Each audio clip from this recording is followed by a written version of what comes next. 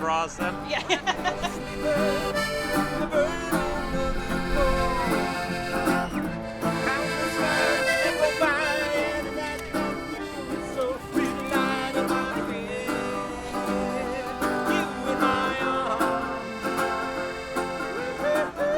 I hope you all got a chance to walk around the inner harbor last night and see all the Swiftsure yachts.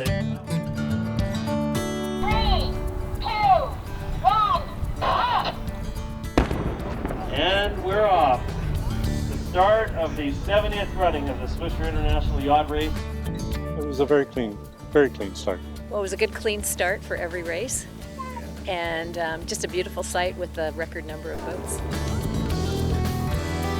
We've lived in Victoria 33 years and we've come down just about every year.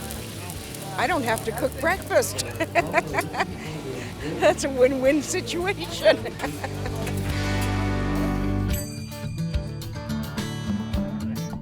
They're delicious, thank you.